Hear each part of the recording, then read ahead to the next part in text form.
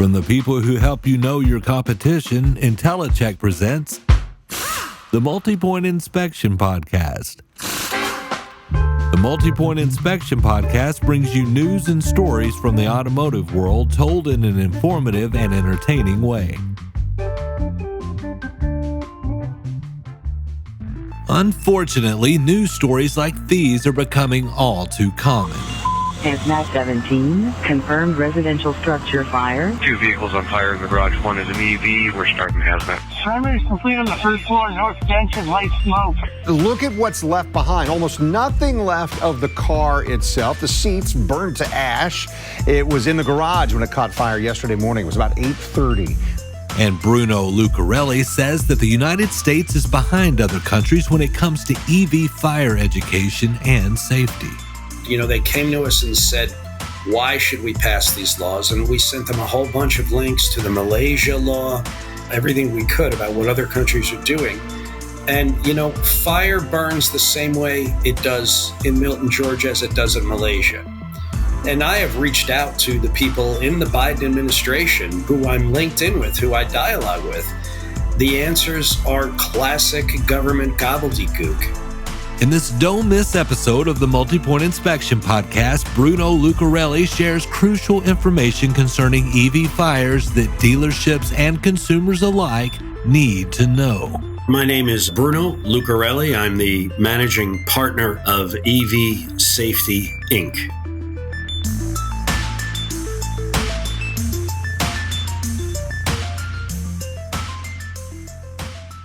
So what are the safety concerns as it pertains to electric vehicles? You know, this is America, and we really beat up our cars in America. This isn't Germany where all the roads are perfect and smooth. If you damage one of these, you know, the undercarriage, the battery casing, you're practically guaranteed you're going to push that car into thermal runaway at some point. It might be next week, it might be next month, it might be a few months from now. So any damage to the battery casing, whether it's an e-bike, whether it's your golf cart, whether it's an SUV or even a tractor trailer, causes the cells to knock into each other. You start having fluid leaking from one point to another inside the battery. There are a lot of reasons. You might damage the battery management system. Once that goes into thermal runaway, literally a terrorist could not come up with a better way to cause chaos, because that battery, let's say it's an average size battery on a vehicle, on a sedan or a truck, okay, not even a heavy tractor trailer battery, but that battery is going to dump thousands of liters of poisonous, lethal vapors into the environment around it.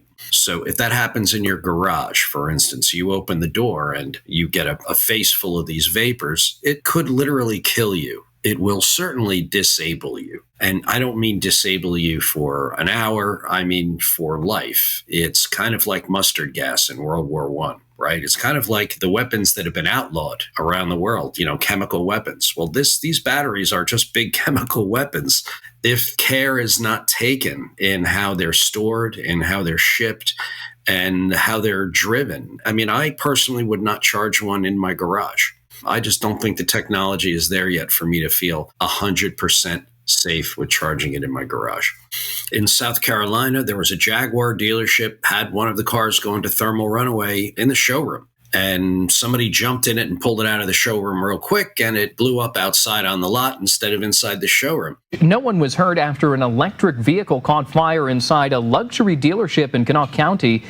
According to South Charleston Fire Chief Virgil White, the Jaguar started smoking inside Astorg Auto in South Charleston. But if that were inside the showroom and it were overnight and they left that car, it would certainly burn the entire showroom to the ground, no doubt about it. These cars burn at a peak heat rate of 2,000 degrees or more. I know there's a lot of talk going on. Oh, they burn at 5,000, 6,000. No, they don't burn at 5,000 or 6,000 degrees, but they don't need to.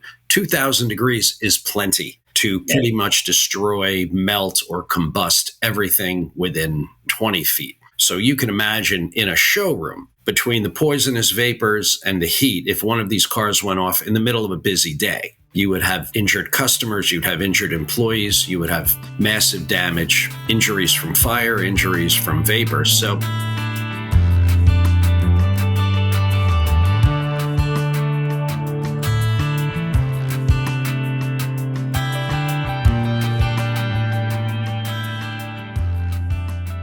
Bruno says that there are two types of fires with electric vehicles, and that charging stations are where EVs are most at risk of thermal runaway. There are two fires when an EV goes off. There's the battery and then there's the vehicle. Okay, the upper fire, the lower fire. Well, the blanket takes care of the upper fire. Nothing can put out the lower fire. Nothing that we have that exists can put out an EV battery fire. That's why they evacuate it. It's still burning when they get it on the flatbed and they evacuate it. It's still smoking. It's still smoldering. People have like crazy gadgets. Oh, we're going to slide something under the car. It's going to spray water up. Well, then they realize that the 2,000 degree heat melts the tires and the vehicle collapses onto whatever it is that's under there. And now that thing is stuck under there until they pull the car away, and it's not doing anybody any good. So waterless firefighting is the preference now to avoid the hazmat situation of all of that tainted water. It's why private industry has to provide these blankets. And that's what Milton, Georgia has decided. And all of the other towns in Georgia will follow suit. If you install a charging station, you need to have some responsibility. And right now, there are over 60,000 charging stations in this country, and there is not one piece of fire safety gear at one of them, at any of them.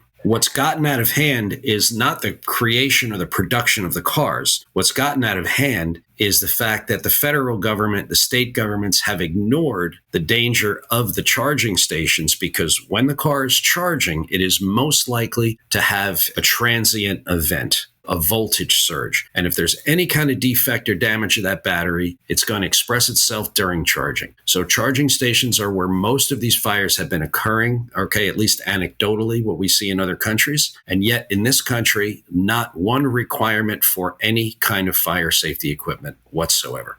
So what can dealerships do to safeguard themselves from thermal runaway incidents like at the Jaguar store?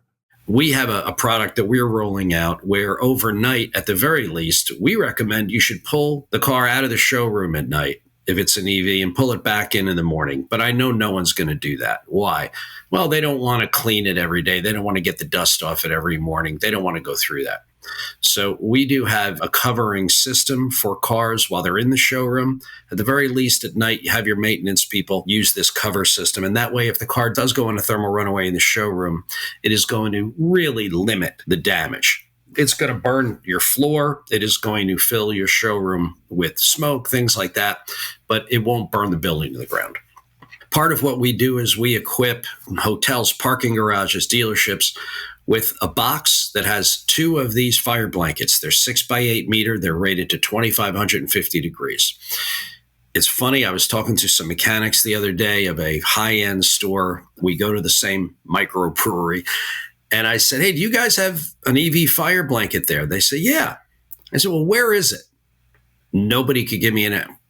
Actually, we don't know. Because that blanket is in the office, probably under a desk somewhere.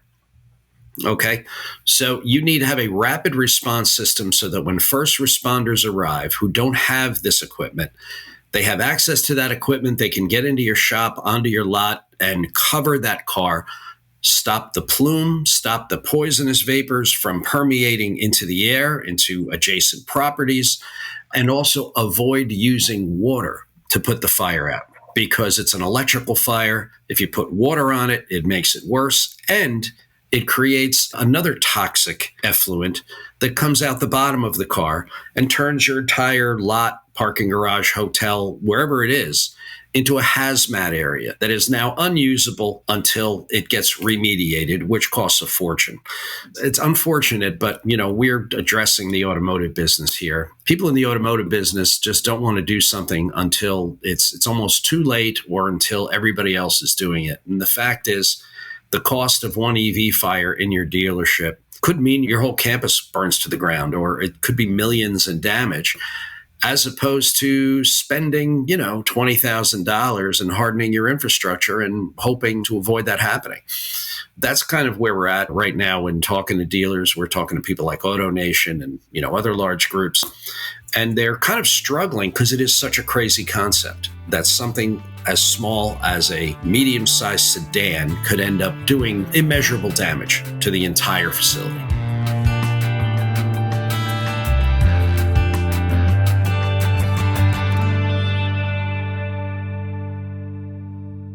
With these types of safety concerns with vehicles that are just parked in a dealership showroom, I asked Bruno if we had put the cart before the horse with this massive push for EVs into the marketplace.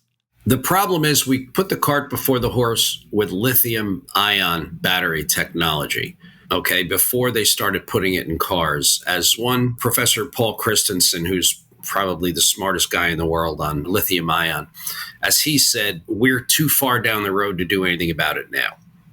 The technology of lithium-ion has been causing problems long before they started putting them in cars. The first cars were electric, right? They've been making electric cars for 120 years. They're going to come up with a better technology. They're working on sodium and things like that to replace major chemicals inside these batteries to make them safer. Everybody keeps talking about the demise of the EV. If you're watching Fox News, no one will ever buy an EV again. If you're watching MSNBC, everybody's going to buy one. It's really ridiculous. The truth's always somewhere in the middle. And the fact is that this is the year that companies like Comcast and Verizon and Amazon are electrifying their fleets. The reason that consumers are not buying EVs, notice that they're also not buying any other $48,000 cars. Okay? The price point on the current EVs, everybody that was buying a $50,000 EV has bought one. And very few $50,000 cars are moving. People that were buying the 2024 Highline vehicle have bought their car. Now, when you look at the sales of the EVs that are under $30,000, if you've got one, you can sell it. The problem is a lot of brands don't have an under $30,000 EV. GM always had a cheap EV, and they sell the heck out of them. BYD is going to come to this market from China. They've already got plants in Mexico, and they're going to start flooding this market with EVs that you can buy, do the 4 squares at the dealership, and they're going to come in at your $149 a month price. And that's all consumers care about. Can you meet my monthly price? They don't care if that car runs on puppy blood. People buy on price and convenience. The idea that there are people saying, oh gosh, that's an EV. No, I'm not buying that. Hey, if you meet their monthly price and it gets them to work and gets their kids to soccer, they're buying it. They don't care what it runs on. And now manufacturers have woken up. Even Tesla keeps going back and forth, but even Musk has acknowledged we need $25,000 EVs if we're going to grow this market. Okay, the Highline market always existed, always will exist. There'll always be people buying expensive cars. But the American automotive industry just stopped making cars under $35,000 of any kind. And then they complain about a slowdown. So EVs were caught up in the general malaise of manufacturers making vehicles too expensive, including EVs. So isolating the EV out and saying, the EVs are dead. No, just the people that want to pay $60,000, $70,000 for an EV, they've topped off. So what kind of regulations are being put into place in other countries concerning EV fire safety? In China, Taiwan, Malaysia, they have federal regulations that require things like blankets, fire blankets inside parking garages. Anywhere there's an EV. In Malaysia passed a law earlier this year, and that law says that from 1 to 5 charging stalls, you must have 1 blanket for each group of 5 stalls. So if you've got 20 charging spaces, you must have 4 blankets on hand. The fire marshal must tell you where to put them, because just like here, they were people just installing them in crazy places. You know what I mean? That were blocking exits, stairs, etc. The fire community has stepped up in Malaysia, and the government has made it a federal law. So January 1st, if you don't have blankets installed at your charging stations, you're going to get fined. You're going to have to turn off your electricity. So Malaysia stepped up. And they did what is already being done in other countries. Interestingly enough, here in the U.S., in Milton, Georgia, the fire chief and I have had multiple conversations. Very smart guy. He actually went to the town, and they are going to pass a law, I think this month, a code saying that you must put fire blankets at every charging station in that city. Now, they don't have many charging stations. They're a small, affluent community, but they also have a lot of malls, and, these places are outside where people are pushing baby strollers, these charging stations, etc. And they acknowledge this would be a mass casualty event if we don't have the right equipment. And the right equipment right now, the only thing we have to go on is throw a blanket on the car. Stop that poison plume, stop the spread of the fire to adjacent infrastructure and vehicles. You throw that blanket on, it cools things down. Bruno says that dealership service departments need to be extra mindful of EVs that are in for service. I have 2 Tesla dealerships within 15 miles of my house.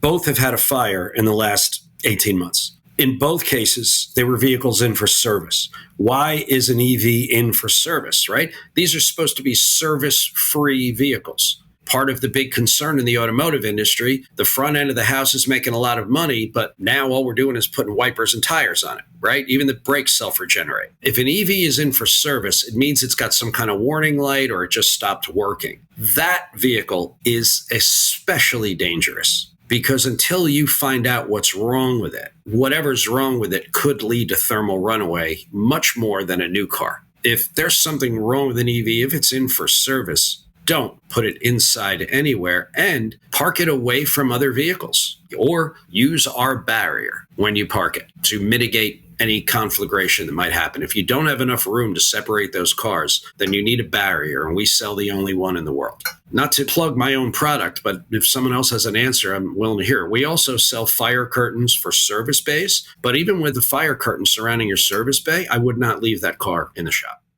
We'll learn about the barriers from EV Safety Inc., as well as dealership and consumer education, and more, after a word from our sponsor. The Vesperio Performance Academy offers custom-tailored solutions for service advisors and leaders. We allow you to select exactly what you want based on your store's needs. After taking our customized learning path survey, we use those results to tailor a learning path specifically for you. You'll have access to our complete learning library, and you can test what you've learned with our knowledge checks. And for managers, our easy-to-use admin dashboard allows you to easily see current activity from your team and access reports quickly.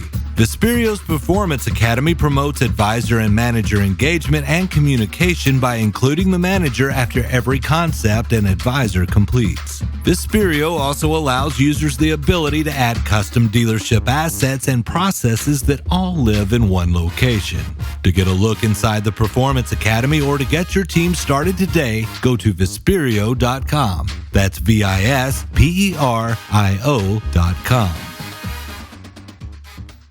No, our barrier actually is literally a standalone barrier that you park the car between 2 of them. And then when the car conflagrates, it keeps the heat, it keeps the fire inside that box in between. It only takes 60 seconds or less for an EV to light an adjacent EV if that next car is within 3 or 4 feet. So in other words, in 20 minutes, you'll have 20 cars or 40 cars if they're parked on either side before the firemen arrive. And let's face it, if a fireman gets there and there are 40 burning EVs, they're just going to sit back and watch it burn, watch your dealer lot burn, because there's nothing they can do. Water does not put out a lithium-ion fire. A lithium-ion fire creates its own oxygen. We have a case here in Florida. It's gotten kind of famous, and I know the Hollywood fire chief. Somebody was using their Tesla to pull a boat. The Tesla slid back into the ramp, into the water, which caused the battery to go into thermal runaway. And the fire chief just left a couple of guys there until the car stopped burning underwater. It was sitting in 8 feet of water,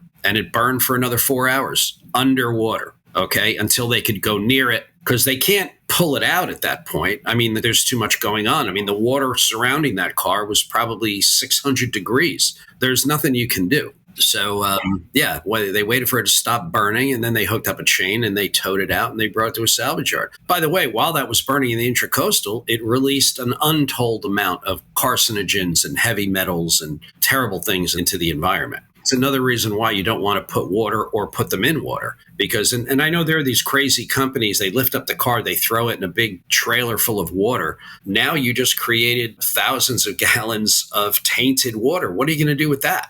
Where are you going to put it? Throwing a blanket on the car tamps down the vapor cloud. that vapor cloud has all kinds of heavy metal, terrible poisons in it. It tamps down the vapor cloud. You could throw water on top of the blanket to cool the thing down. But once it gets to a certain point, after they throw a blanket on it, the firefighters will drag it away from everything with a chain, put it on a flatbed truck, and get it to a salvage yard where it will very likely reignite. The salvage yard, they keep the blanket on, and then the salvage yard sits on it and separates it because they fully expect that car to reignite at some point. My friend owns a salvage yard in New Jersey, and they've got Teslas reigniting, 3-4 weeks after the cars drop at the salvage yard.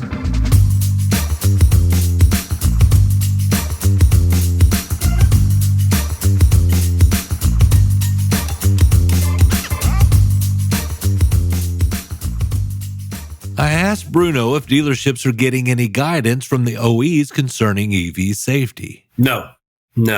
It's encouraging. General Motors has reached out to our company, and we've been to Detroit and sat down with their safety team. But that focus has been mostly on their factories. We are trying to steer that conversation to the retail network.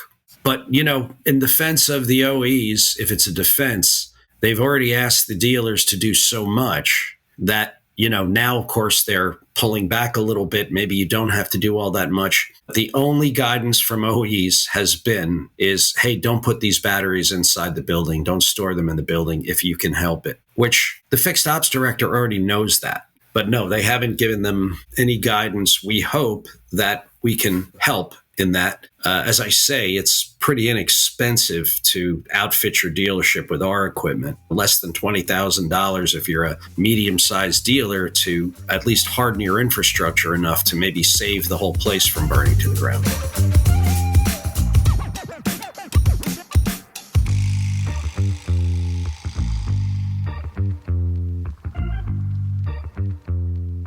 Bruno says that EV safety and fire training is essential for everyone who works at a dealership.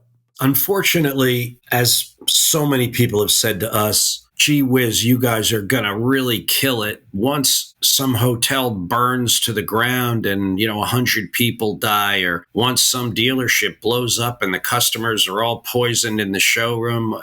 We're trying to avoid that. Okay, we don't want that ever to happen. And unfortunately, it just happened in South Korea. They got 23 people dead in a lithium battery factory.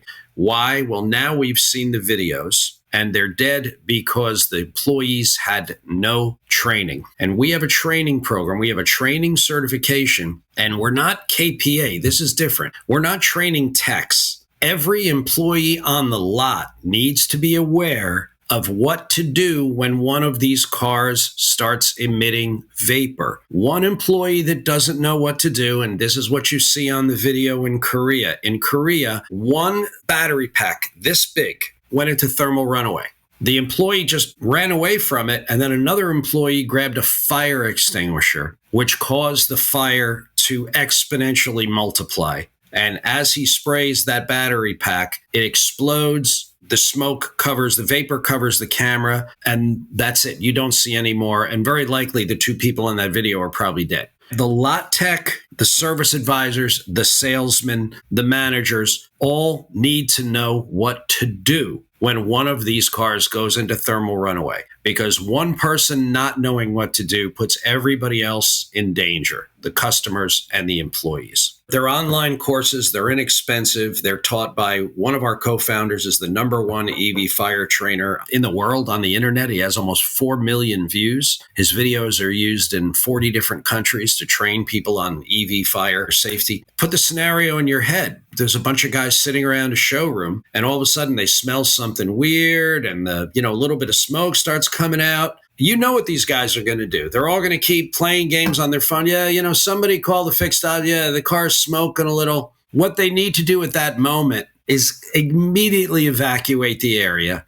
And if it's not burning, if it's not hot, get the fire blanket out of the box and, throw it on top of that car and get the hell out. Okay. If they have time to even do that, everybody has to run like hell away from the thing. Now, in South Carolina, they saw the car smoking in the dealership. Somebody jumped behind the wheel. They opened the doors and they got it outside, and it blew up outside in the parking lot. I don't recommend that, because if that car blows up while you're driving it, you're going to get very injured. You know what I mean? Here's the thing about dealerships. 99 out of 100 vehicle fires at a dealership, they don't call the fire department. Everybody knows, grab an extinguisher, get over there and put it out. And 99 out of 100 times, they could put out that engine fire with a fire extinguisher, with a couple of them. Everybody runs over there, right? They don't call the fire department. I speak to firefighters. How many times have you been called to a car dealership? Almost none. But we know that car dealers have these little deflagrations, they have these little fires all over the place.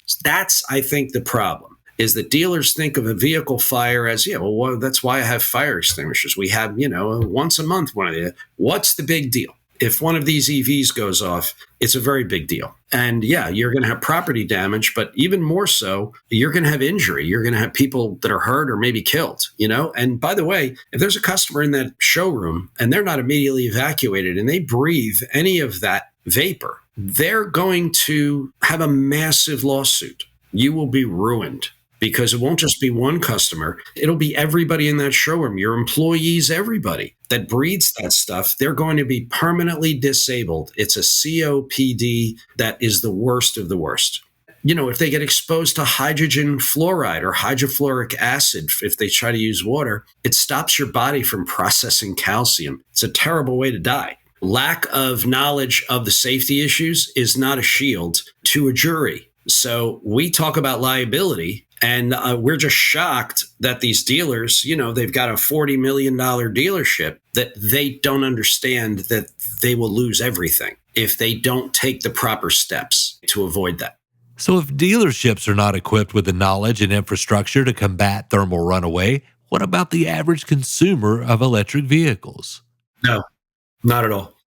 Yeah, we had a Mercedes last year burn a house to the ground in Jacksonville here. A Mercedes EV. There's a video online of a firefighter approaching a garage where there was an EV in thermal runaway, and the entire door of the garage blows off and almost decapitates him, knocks his hat off. He literally ducked just in time because that garage filled with hydrogen. So the PSI against that garage door was thousands of pounds, and it blew off and literally flew all the way to the street, like a double garage door. Our stuff is not that cheap. Let's say that the kit that we're selling dealers to cover these cars inside the showroom, well, that's going to cost a couple $1,000s. I mean, certainly it's worth it, but it's worth it to a dealer, to somebody that owns a $60 million business. For a customer, that's a big expense. We don't have a product for $200 to sell to a customer to help with that. My advice is don't park the car in the garage. If you install a charger, do it in the driveway. If you install it in the garage, make sure the car has enough room to charge outside.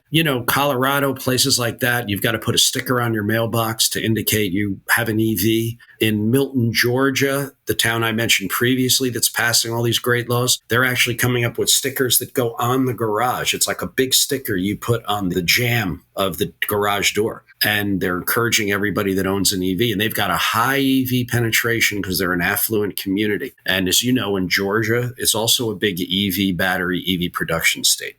Bruno's fear is that things will have to get much worse before they get better. Yes, of course. And again, they had that close call with a Jag dealership in South Carolina. They've had other close calls. But unfortunately, yes, it's going to be the dealer network, the franchisees, the dealer boards, the national boards. Once there are multiple incidents in dealerships and people get hurt and places burn to the ground, and that's when they're going to start turning to the OEs and say, look, we're a franchise. You're doing nothing. We're a franchisee here. You're supposed to be providing guidance on this. Yes, it's kind of like the old days when we had that horrible theater fire, and then they said, oh, well, now you've got to have fire sprinklers in every theater. Why did we wait until a theater full of people died to do it? But unfortunately, that's probably the way it's going to be. I mean, I just had a great conversation with a gentleman in Northern California that reached out, and he says, look, I work with fixed ops directors and they should know about this. I want to sell your product. I want to rep you to these dealerships, and we'll probably do something with him. But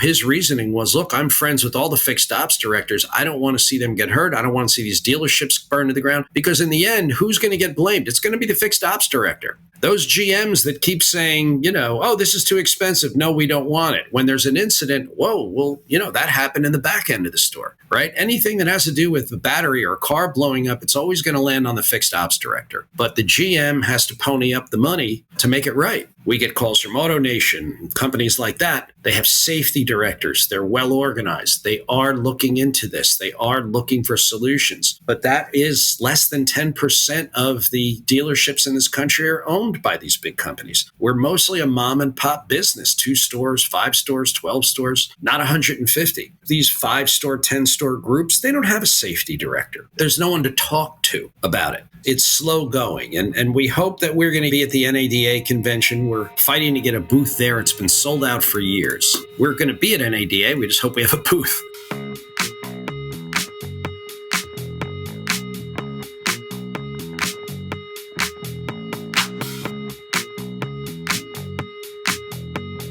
I'd like to thank Bruno Lucarelli of EV Safety Inc. for this eye-opening discussion. You can find the Multi-Point Inspection Podcast on Apple Podcasts, Amazon, Spotify, or wherever you listen to podcasts. And be sure to subscribe and give us a 5-star rating. It helps with the algorithm thingy. Executive producers for the Multi-Point Inspection Podcast are Melissa Marlette and Joe Gibson. It is written, produced, and narrated by me, Brandon Barnett. This episode's featured music is Seduction by Strength to Last.